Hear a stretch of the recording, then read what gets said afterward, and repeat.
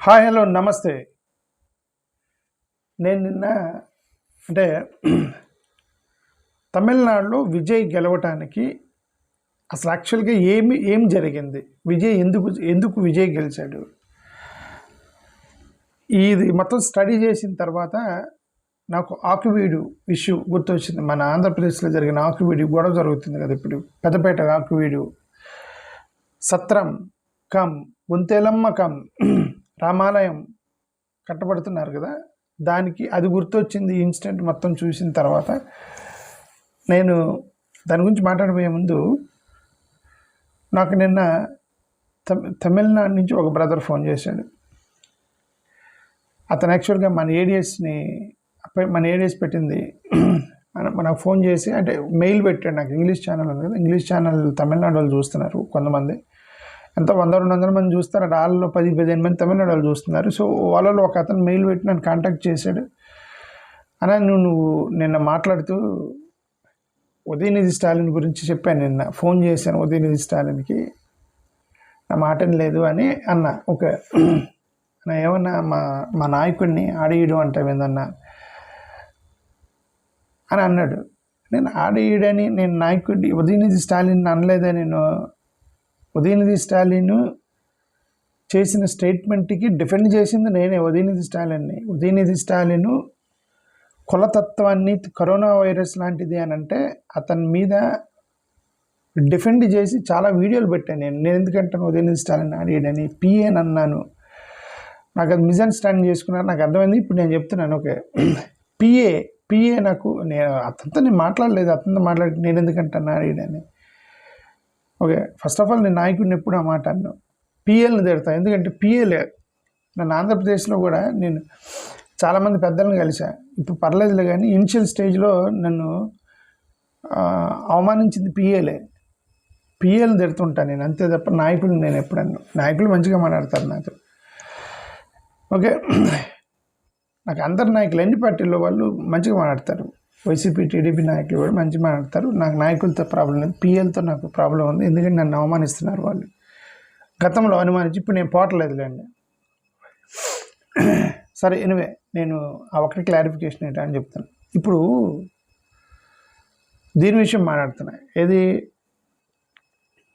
North తమిళనాడుకి సంబంధించి విజయ్కి ఎందుకు ఓట్లు పడ్డాయి, it is matter of our self respect. నేను ఎందుకు మ్యాటర్ ఆఫ్ సెల్ఫ్ రెస్పెక్ట్ అంటే, మేమేం అడిగామండి, మిమ్మల్ని ఆస్తులు అడిగామా? మేము నాయకుల దగ్గర నుంచి ఆస్తులు అడిగామా? అప్పు అడిగామా? మేము ఒకటేం అడుగుతున్నామంటే సెల్ఫ్ రెస్పెక్ట్ ఇవ్వండి అని అడుగుతున్నారు. ఏంటి సెల్ఫ్ రెస్పెక్ట్? మమ్మల్ని కూడా, ఇది కూడా ఒక కమ్యూనిటీ ఉంది, వీళ్ళకి కూడా ఆత్మగౌరవం అనేది ఉంటుంది, వీళ్ళకి కూడా మన సెల్ఫ్ రెస్పెక్ట్ ఇవ్వాలి, వీళ్ళని కూడా అందరిలాగే సమానం చూడాలి. ఓకే, మీ మైండ్లో నుంచి దయచేసి అది తీసేయండి. వీళ్ళు తక్కువ కులాలు, వీళ్ళు ఎలక్షన్ టైంలో డబ్బులు ఇస్తే ఓట్లు వేస్తారనేది ఆ మైండ్ నుంచి తీసేయండి అని నేను చాలా రోజుల నుంచి చెప్తాను. నేను దాన్ని పదే వీడియోలు హైలైట్ చేస్తున్నాను, ఎందుకంటే నేను I understood that they are in that with that ఆ ఇంటెన్షన్లో ఉన్నారు వీళ్ళు. ఓకే, కొంతమందికి ఏమో నేను తప్ప వీళ్ళకి దిక్కులేదు, చివరికి మనకే ఓటు వేయాలి అనేటువంటి ఆలోచనలో ఉన్నారని చెప్పి నాకు ఎవరో చెప్పారు. ఆ రోజు నుంచి అవునా ఇలా ఉందా వాళ్ళ మైండ్లో అని నేను ఆశ్చర్యపోయాను యాక్చువల్గా. నేను అందుకని కొద్దిగా మారుతారేమో అని చెప్తున్నాను అంతే. వీ నీడ్ సెల్ఫ్ రెస్పెక్ట్ అని చెప్తున్నాను. నేనేం చెప్తున్నానంటే, విజయ్ భారీగా గెలవటానికి కారణం అవి మొత్తం కనుక ఎనలైజ్ చేస్తే విజయ్ ఎక్కడెక్కడ గెలిచాడు ఎనలైజ్ చేస్తే, నార్త్ తమిళనాడులో షెడ్యూల్ క్యాస్ట్ సంబంధించినటువంటి నియోజకవర్గాలు మొత్తం గెలిచాడు విజయ్. ఎస్సీ నియోజకవర్గాలు మొత్తం గెలిచాడు నార్త్ తమిళనాడులో. నార్త్ తమిళనాడు అంటే మన ఆంధ్రప్రదేశ్ బార్డర్నే నార్త్ తమిళనాడు అంటారు. అంటే అర్థం, అక్కడ డామినెంట్ సొసైటీలకి పరియార్ అనేటువంటి కులాస్తులకి రీసెంట్గా ఒక ఇన్సిడెంట్ జరిగింది డిఎంకే గవర్నమెంట్ పడిపోవటానికి కారణం అదే. పరియార్ అనేటువంటి ఒక కులం ఉంది, ఎస్సీ షెడ్యూల్ క్యాస్ట్ కులం, లోయర్ కులస్తులు వాళ్ళు. ఈ పరియార్ కులస్తులకి అక్కడ ఉన్నటువంటి రెడ్డియార్లకి ఏదో గొడవైందట. రెడ్డియార్లు అంటే రెడ్లు, ఎందుకంటే మన ఆంధ్రప్రదేశ్ బోర్డర్ కదా, నార్త్ తెలంగాణ, వాళ్ళకి ఏదో గొడవైందంట. క్యాస్ట్ ఉంటాయి కదా గ్రామీణ ప్రాంతాల్లో క్యాస్ట్ ఇష్యూస్ ఉంటాయి కదా, అది చాలా సివియర్గా అయింది పెరియార్కి రెడ్లకి. అది ఆ చుట్టుపక్కల గ్రామాలు మొత్తం పాకిందట. అది కుల వివక్ష చూపించారు వీళ్ళు మన మీద అని మొత్తం తీసుకెళ్ళి విజయ్కి వేశారు. థర్డ్ ఫ్రంట్ క్రియేట్ చేశారు ఈ షెడ్యూల్ క్యాస్ట్ వాళ్ళు. ఇప్పుడు విజయ్ క్రియేట్ చేసినటువంటి విన్ అయినటువంటి మొత్తం కూడా జాగ్రత్తగా చూస్తే మెజారిటీ షెడ్యూల్ క్యాస్ట్ నియోజకవర్గాలు గెలిచాడు విజయ్. ఎందుకు వీళ్ళు ద్రవిడియన్ రాజకీయం చేసినప్పటికి కూడా they are unable to control the caste discrimination in the ground level. The government నిజం చెప్పాలంటే స్టాలిన్ చాలా మంచి పని చేశాడు, మంచి వెల్ఫేర్ స్కీమ్స్ ఇచ్చాడు. జయలలిత లాంటి వాళ్ళు పెట్టిన స్కీములను కూడా అలానే కంటిన్యూ చేశాడు. జనరల్గా కొత్త వాళ్ళు వస్తే అపోనెంట్ పీకేస్తారు కదా. ఇప్పుడు జగన్ గారు గవర్నమెంట్లో చంద్రబాబు నాయుడు గవర్నమెంట్లో రాగానే జగన్ గారు బొమ్మలు మొత్తం పీకేసిన అది చేయలే స్టాలిన్, అది చేయలే. జయలలిత గారి స్కీములను ఆమె బొమ్మతో సహా కంటిన్యూ చేశాడు, వెల్ఫేర్ స్కీములు ఇచ్చాడు, మొత్తం చేశాడు. బట్ ఎందుకు ఆ యాంటీ ఇన్కంబెన్సీ వచ్చింది అని అంటే ఎక్కడ చూసిన సమస్య వీళ్ళతోనే. ఈవేళ ఎవరితో? కులంతోనే. ఎక్కడ చూసిన ప్రపంచం ఈ దేశమంతా కులంతోనే సమస్య. అట్రాసిటీస్ ఎక్కువైపోయినాయి డిఎంకే గవర్నమెంట్ వచ్చిన తర్వాత. అక్కడ వీళ్ళు డిఎంకే అంటే ఏంటి? ఇప్పుడు తమిళనాడులో మీరు దాన్ని జాగ్రత్తగా చూస్తే తమిళనాడులో ఓన్లీ 10% మాత్రమే ఓసీ పాపులేషన్ ఉంది. ఎంత? 10% మాత్రమే ఓసీ పాపులేషన్ ఉంది. బీసీ పాపులేషన్ 70% ఉన్నారు, 70% బీసీలు ఉన్నారు. మిగతా 20% ఎస్సీలు ఉన్నారు, 20-25%. ఎస్టీలు చాలా తక్కువ, 1 or 2% ఉన్నారు అంతే ఎస్టీలు. ఎస్సీలు 20, బీసీలు 70, జస్ట్ ఒక 10-12% ఓసీలు ఉన్నారు. సో ఇక్కడ బీసీలే మేము ఓసీలు అని ఆ ఫీలింగ్లో ఉన్నారు, బీసీలే ఓసీలు అని ఫీలింగ్లో ఉన్నారు. ఎందుకంటే వాళ్ళు 70% ఉన్నారు. Actually backward communities. ఇక్కడ ఆంధ్రప్రదేశ్లో రెడ్డి, కమ్మ, కాపులు మేము అగ్రకులస్తులు అనేటువంటి ఫీలింగ్ ఎలా ఉంటుందో ఆ బీసీలకి అక్కడ తమిళనాడులో వాళ్ళకుంది, బీసీలకి మేము అగ్రకులస్తులు, వీళ్ళు ఎస్సీలు అని. So that's BC versus ST. ఇప్పుడు వీళ్ళు డిఎంకే తీసుకున్న వర్షన్ ఏంటి? శూద్రుల వర్షన్. శూద్ర వర్షన్ అంటే ద్రవిడ పాలిటిక్స్లో ఎస్సీ ఎస్టీ బీసీలని కలిపాడు ఆయన పెరియార్ గారు. సో వాళ్ళు అడాప్ట్ చేసుకున్నారు, బీసీలు మొత్తం అడాప్ట్ చేసుకున్నారు పెరియార్ సిద్ధాంతాన్ని. ద్రవిడియన్ పాలిటిక్స్లోకి వెళ్ళి వాళ్ళు అట్రాసిటీ చేయడం మొదలెట్టారు. So there is a caste atrocity in Periyar అనే కులం మీద క్యాస్ట్ ఆ చుట్టుపక్కల ఉన్న వాళ్ళు మొత్తం కూడా తీసుకెళ్ళి విజయ్కి వేశారు. నేను ఎందుకు ఇది చెప్తున్నానంటే షెడ్యూల్ క్యాస్ట్ వాళ్ళు కదా ప్రతిసారి డబ్బులు తీసుకుని ఓటేస్తారు అనుకోవద్దు. They need self respect.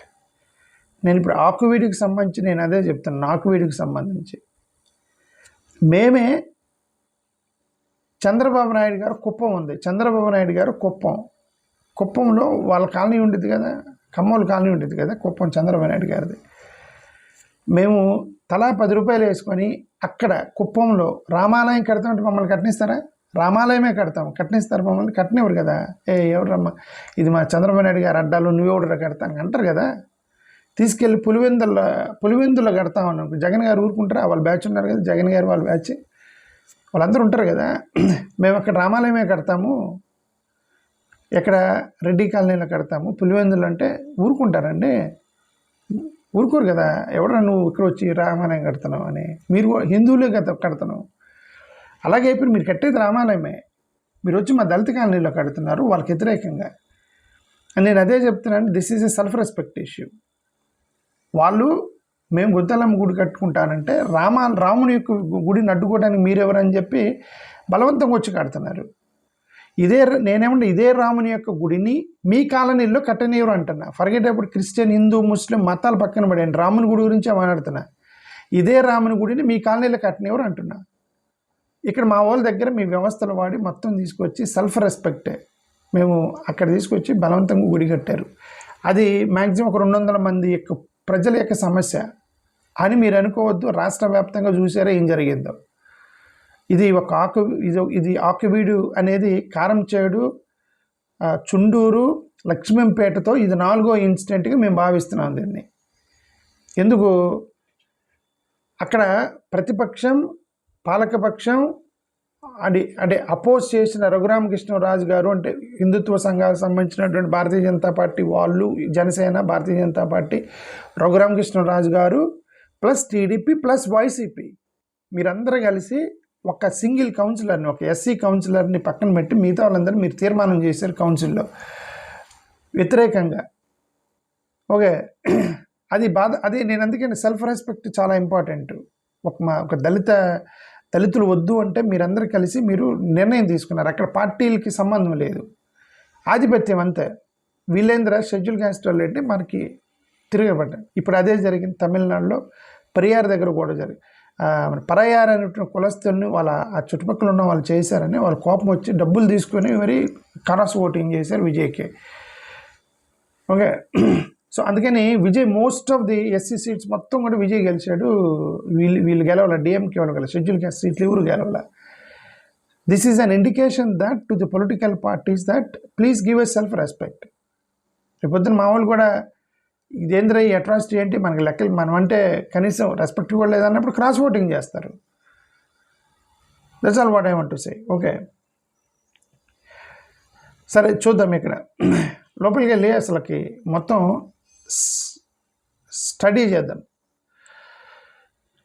Vote share అవన్నీ మనం చూస్తే పెద్ద తేడా ఏం లేదు, ఓట్ షేర్లో పెద్ద తేడా లేదు.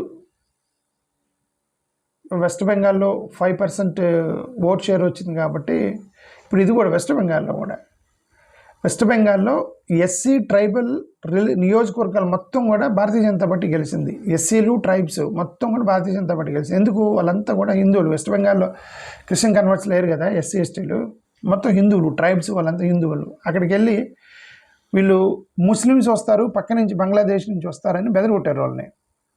సో వాళ్ళందరూ భయపడేశారు అక్కడ. మొత్తం వెస్ట్ బెంగాల్ గెలవటానికి ఇన్ఫిల్ట్రేటర్స్, గుస్పాత్ యోమ్ అది ఇది అని చెప్పి చేశారు. సో మొత్తానికి వాళ్ళు ఓట్ షేర్ అయితే జరిగింది. దానితో ఇంక ఎస్ఐఆర్ ఇవన్నీ ఇంకేమైనా ఏమంటారు ఇర్రెగ్యులారిటీస్ ఏమన్నా ఉంటే అన్యాయంగా గెలవకుండా, ఇప్పుడు ఎవరో చెప్పారు లోక్తంత్రిక్ అది ఇది గూంతంత్రిక్ అనేది ఒక అతను ఆమ్ ఆద్మీ పార్టీ అతను ప్రెస్ మీట్ పెట్టి, నేను దాని గురించి వేరే వీడియో మాట్లాడతాను.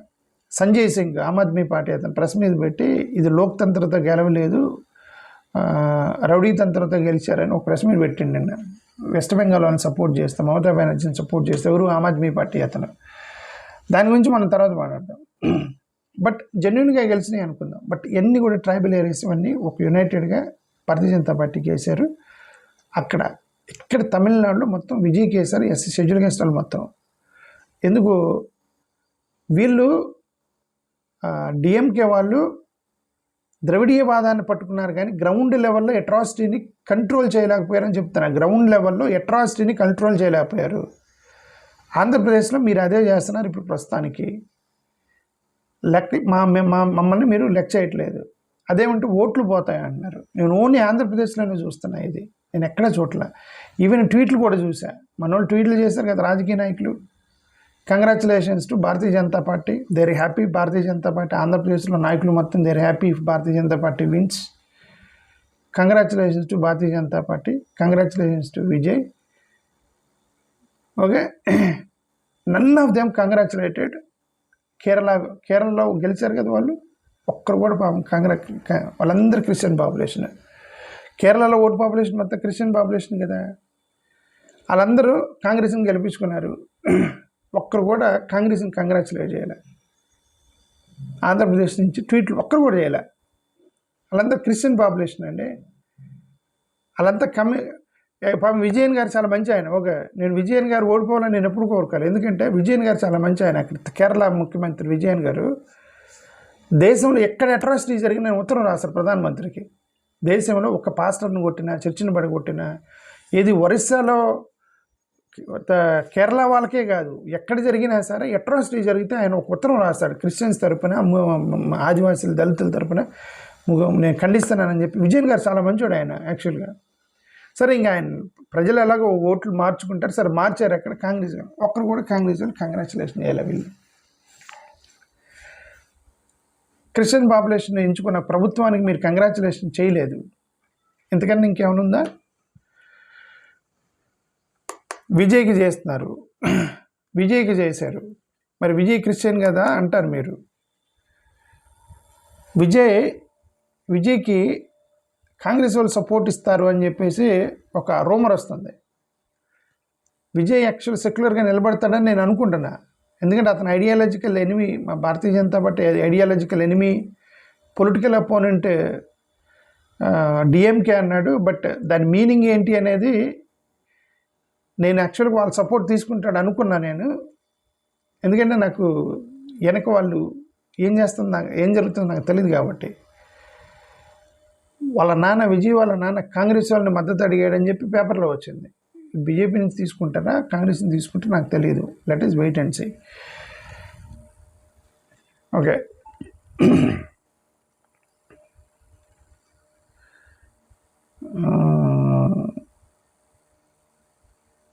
అదే సరే. ఎనివే నేను ఇదే మాట్లాడదలుచుకుంది.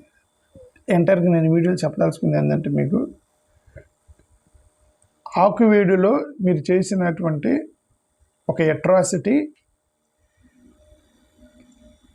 నార్త్ తమిళనాడులో జరిగిన పెరియార్ కులస్తుల మీద జరిగిన అట్రాసిటీ రెండు ఒకలాగే కనిపిస్తున్నాయి. వాళ్ళు పగ తీర్చుకున్నారు. వచ్చే ఎన్నికల్లో ఈ మధ్యలో మీలో కొద్దిగా మార్పు వస్తే ఓట్లు మారుతారు. విజయ్ డబ్బులు పంచలేదు. విజయ్ దగ్గర డబ్బులు పంచడానికి ఆయన పెద్ద కోటీశ్వరుడా పిస్తానా కాదు కదా. అయినా కానీ డబ్బులు తీసుకుని ఓటేసి క్రాస్ ఓటింగ్ చేశారు. కాబట్టి we need self respect. Please give us self respect. ADS stands for that. ADS అది ఆత్మాభిమానానికి స్టాండ్ ఫర్ రేడియస్. మేము దానికోసమే పెట్టాము. మేము ఓట్లు చీల్చడానికి పెట్టలే, ఆత్మాభిమానం కాపాడుకోవడానికి ఏడిఎస్ పెట్టాము. ఇంకొకటి కూడా చెప్తున్నాను, వీళ్ళందరూ విజయ్ కుమారు, సునీల్ కుమారు, జాడ శ్రావణ్ కుమారు, హర్ష కుమారు, ఇంకెవరో ఓకే, ఒక 4-5 పొలిటికల్ పార్టీలు పెట్టారు. మీరందరూ కలిసి ఒకటి ఫామ్ అవ్వచ్చు కదా. నాకేందుకు అర్థం కావట్లేదు. ఇప్పుడు విజయ్ కుమార్ అన్న బాపట్ల ట్రై చేస్తున్నాడు. నేను పోటీ చేస్తాను అది ఇది అన్నాను, కానీ నేనేం చేయనులేండి. నేను ఏడిఎస్ విల్ నాట్ కంటెస్ట్ అంటే అప్పుడు మీరెవరు మా వైపుకి రాకపోతే మేము కంటెస్ట్ చేస్తాం. ఏడిఎస్ నుంచి ఎవరు అసలు మా యొక్క ఐడియాలజీలోకి రాకుండా అందరూ మళ్ళీ మోడీ గారికి పనిచేస్తున్నారు అనుకోండి. అందరూ ఇంక్లూడింగ్ విజయన్న, సునీల్ అన్న అందరూ మళ్ళీ మోడీ గారికి పనిచేస్తున్నారు అనుకోండి. 100% ADS will contest this time. ఎందుకంటే ఆంధ్రప్రదేశ్లో ఇండియా బ్లాక్ నుంచి కొంతమంది ఉండాలండి. వాళ్ళే మాకు రిజర్వేషన్ ఇస్తానంటున్నారు. వాళ్ళే మాకు ప్రైవేట్ సంస్థల రిజర్వేషన్ ఇస్తామన్నారు. వాళ్ళే SC/ST స్టేటస్ ఇస్తూ ఉన్నారు. దళిత క్రైస్తవులకి చర్చిల మీద దాడులు జరుగుతుంది, వాళ్ళు ఖండిస్తుంది వాళ్ళే. మణిపూర్ మీద దాడుతుంది, ఖండించింది వాళ్ళే, ఇండియా బ్లాక్ వాళ్ళే. అరే వీళ్ళ వైపు ఉండాలి కదండి. మా ఒక్కరన్నా మమ్మల్ని హింసించే వాళ్ళ వైపుకి అందరూ వెళ్ళిపోతే మూకుమ్మడిగా ఒకరైనా ఉండాలి కదా ఇటు. బట్ నేను అందుకే చెప్తున్నానంటే ఎవరో ఒకరు ఇటు వైపుకి రండి. కనీసం వీళ్ళైనా సరే, ఈ విజయ్ కుమార్, సునీల్ కుమార్ వీళ్ళైనా సరే ఒక ప్లాట్ఫామ్ మీదకి వచ్చి ఇక్కడ ఒక గ్యాప్ ఉంది కదా. ఇప్పుడు అందరూ ఎన్డీఏ వైపు సపోర్ట్ చేస్తున్నారు. There is a gap. ఆ గ్యాప్లో దూరకుండా మళ్ళీ వీళ్ళు కూడా వాళ్ళ వైపు తిరుగుతున్నారు. నాకేదో అర్థం కాదు. మీరందరూ గ్యాప్ లేకుండా మీరందరూ కలిస్తే ADS will support you. Because ADS is not political party. ADS is a defence system. Okay, thank you, నమస్కారం.